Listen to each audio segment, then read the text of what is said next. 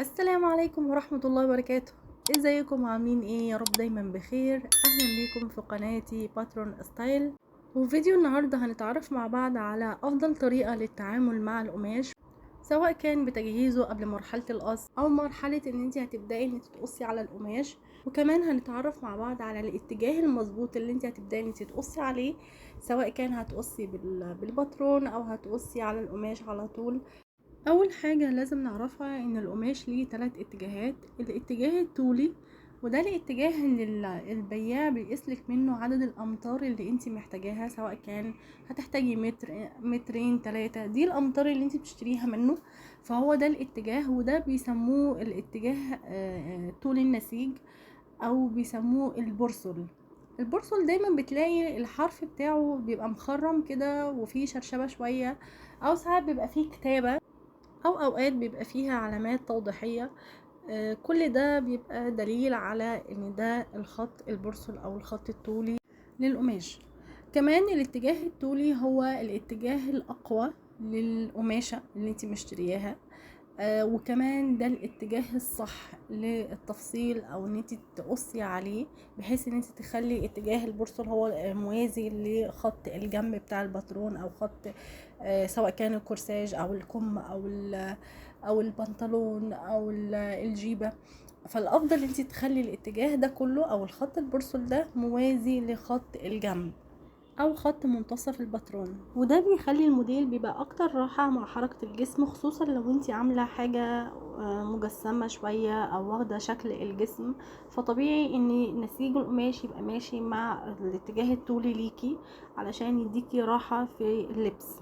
الاتجاه الطولي ما بقاش فيه مطة قوية، واحيانا في اقمشة ما بقاش فيها مطة خالص، بتبقى القماشة ثابتة زي مثلا قطعة القماشة اللي انا ماسكاها في الفيديو ده كريب، وما بقاش فيه مطة، سواء كان مطة طول او مطة عرض. لكن في اقمشة تانية بيبقى فيه مطة قوية جدا في العرض، ولكن الطول مبيبقاش فيه مطة، وده اللي بيميز الاتجاه الطولي عن الاتجاه العرضي.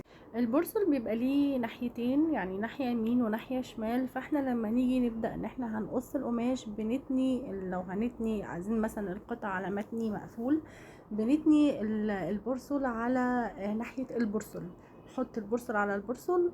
وبنبدأ ان احنا نحط الباترون ونشوف اذا كنا عايزينه طبقتين على بعض، سواء كان متن مفتوح متن مقفول. وهي دي الطريقة الصح للقص. هنا القماشة كنت قصة من ناحية البورصل التاني، فهو مش واضح عندكم في الفيديو. فانا بس بوريكم ناحية ان احنا بنتني ناحية البورصل، يعني نحط البورصل على البورصل. مهم جدا ان احنا نركز ان يكون البورصل على بورصل ده بيكون بخط موازين لبعض، ما فيش فيه اي ميل، يكون الخط مستقيم. ومليش دعوة بأي ميل موجود في خط العرض. خط العرض ده هو الناحية اللي البياع بيقصلي منها، فدايما ايده مش بتبقى ميزان قوي، فبتبقى فيها ميل شوية. فانا مش مهم عندي ان انا اساوي من عند خط العرض قد ما انا اساوي من عند البورصل. لازم يكون البورصل على البورصل متساوي، مفيش فيه اي ميل، مفيش فيه اي هوا في القماشة او في التانية اللي انا تانياها، علشان لما اجي احط الباترون يبقى عندي القماش مظبوط، والنسيج بتاعه مظبوط، مفيش فيه اي غلط، وبالتالي هيبقى القص بتاعي مظبوط. هنا انا عامله نموذج صغير للكورساج، وبوضح ازاي ان احنا بنحط الكورساج على الاتجاه الطولي او موازي لخط البرسول. سواء كان انتي طبعا ما تنسيش ان انتي هتعملي اللي هو قطعتين اللي هو متني، سواء كان مفتوح او مقفول، لكن انا بوريكي ان ده الاتجاه المظبوط والصح ان انتي تبدأي ان تحطي عليه الكورساج. وبوضح هنا في الفيديو ما ينفعش ان انا يبقى احط الباترون على القماش يكون فيه ورب، او يكون مش موازي لخط البورصل، لا يبقى فيه ميلة شوية. كل الحاجات دي بتأثر على القص، وتلاقي القطعة اللي انت لابساها مثلا ان هي بتلف منك، سواء كان بنطلون. والحركة دي كتير قوي بتتكرر في البناطيل اللي هي بتبقى بره، بتتباع بره في المحلات، تلاقي البنطلون بيلف منك، او البلوزة مش مريحة، الكم بتاعها بيلف، مش مرتاحة وانت لابساها. ده بيبقى ان هما طريقة القص بيبقى فيها غلط، بيبقى فيها ميل، الباترون مش محطوط مظبوط، مش موازي لاتجاه النسيج. كل الحاجات دي بتأثر على القطعة اللي انت بتقصيها، لازم تبقي مراعيها كويس جدا. في ممكن ان انا اعمل الميلة دي لو انا عايزة الموديل كده، انا عايزة الموديل يبقى فيه حركة مثلا او فيه فكرة معينة عايزة انفذها فيه، فعادي. لكن انت لو انت عايزة تعملي قطعة عادية بسيطة جدا، يعني اللي هو القطعة اللي هي الاساسية، سواء كان شميز، سواء كان دريس، بنطلون، الكم، كل الحاجات دي انا عايزه انفذ حاجه اساسيه، فمش عايزه يبقى فيها ميل ومش عايزه يبقى فيها ورب ولا اي حاجه. فلازم تراعيها ولازم تخلي الباترون موازي للخط البورصل او الاتجاه الطولي، ما يكونش فيه اي ميل ابدا. تاني اتجاه وهو اتجاه عرض القماش، وده الراجل بيقص منه، ودايما بيبقى القص بتاعه مش مظبوط، لان هو مش بيقص بمسطرة، هو بيقص بالمقص، ودايما بيبقى فيه ورب. كمان العرض ده مش ثابت في أقمشة مثلا، او في اتواب بتبقى مثلا عرض واحد، في أقمشة بتبقى عرض عرضين اللي هي بتبقى 1.50 متر، في أقمشة تانية او اتواب تانية بتبقى عرض 1.80 متر، في بتبقى مثلا احيانا بيبقى في عرض 1.48 متر. فهي العرض ده بيبقى مختلف طبعا من مصنع لمصنع. كمان الاتجاه العرضي بيبقى فيه مرونة اكبر من الاتجاه الطولي، وبيبقى فيه المطة بتاعته بتبقى كبيرة يعني بالنسبة للاتجاه الطولي. بنات كتير بتسأل طب هو ما ينفعش ان انا ابدا اقص بالاتجاه العرضي؟ لا طبعا ينفع في حالات معينة.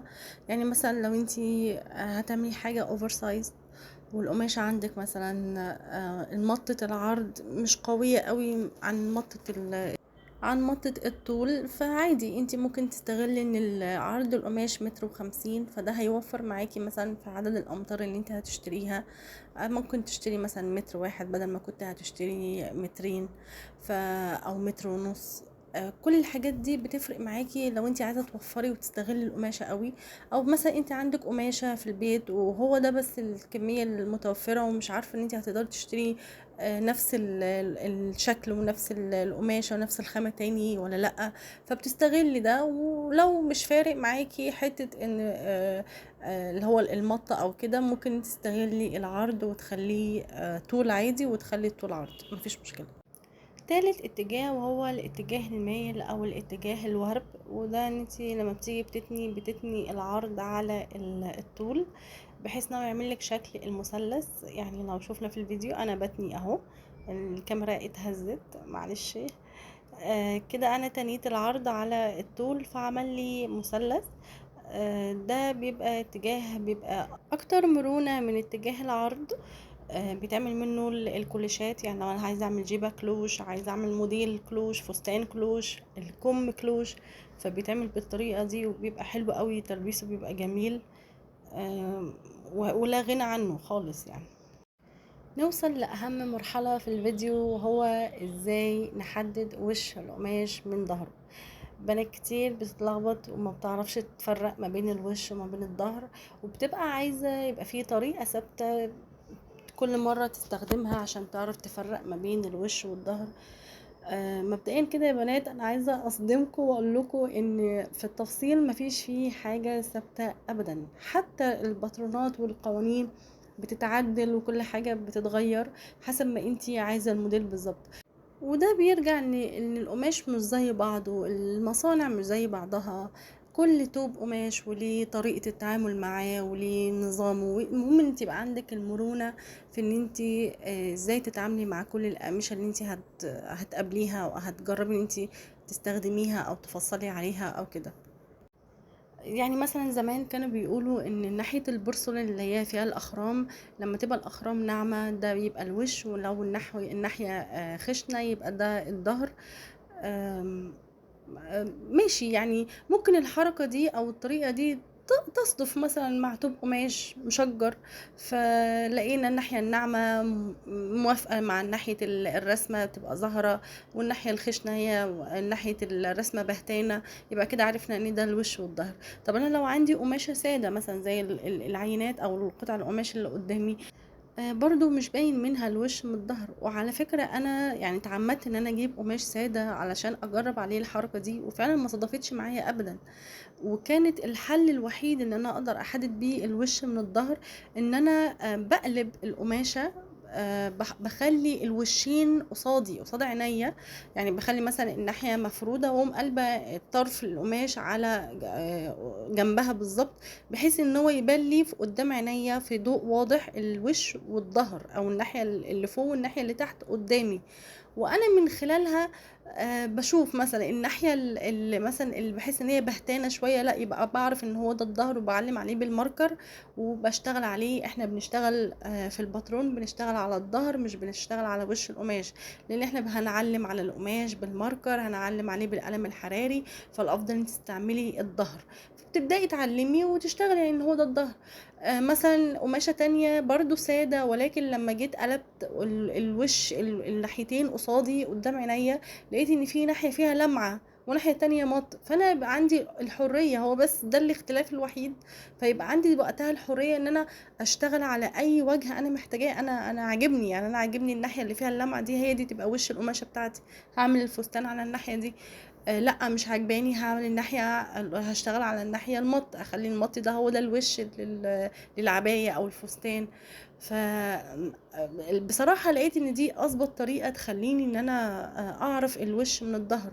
واغلب الاقمشة دلوقتي بقى عادي ان انت تشتغلي على اي جهة تخليها وش وظهر، مبقاش في فرق، الا بقى طبعا لو في رسمة او في تقليمة، مثلا قماشة مقلمة فيها مثلا لمعة، فيها سن تطريز كده او خيط مثلا ماشي كده بيلمع، فانت ليكي الحرية ساعتها ساعتها لا، هو ده هيبقى اجباري ان هو يخليكي ان هو ده الوش مش الظهر.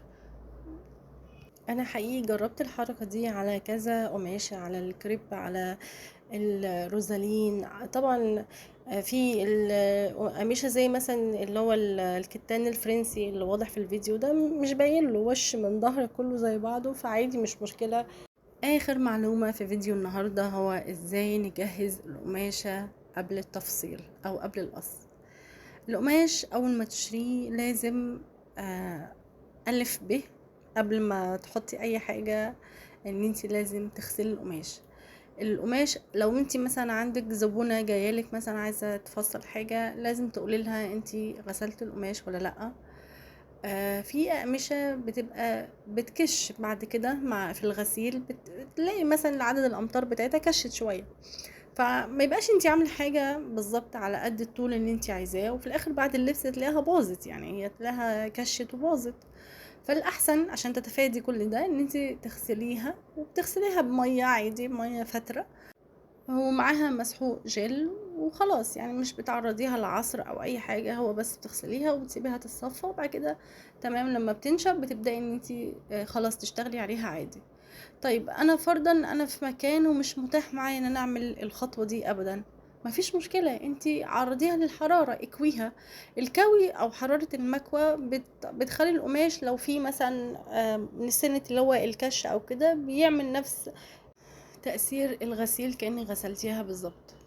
ودي خطوة مهمة برضو لازم ما تنسيهاش.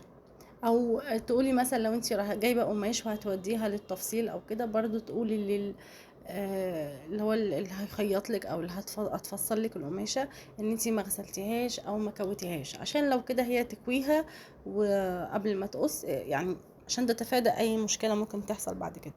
وبكده نكون وصلنا لنهاية فيديو النهاردة، أشوفكم على خير إن شاء الله في فيديو جديد. وما تنسوش الاشتراك في القناة وتفعيل زر الجرس عشان يوصل لكم إشعارات بكل فيديو أنا بنزله، واللايك طبعا للفيديو ده. ولو عايزين تشوفوا الفيديو اللي فات عن باترون جيبة الصك، هحط لكم اللينك في أول كومنت وفي صندوق الوصف. وأشوفكم على خير، والسلام عليكم ورحمة الله وبركاته.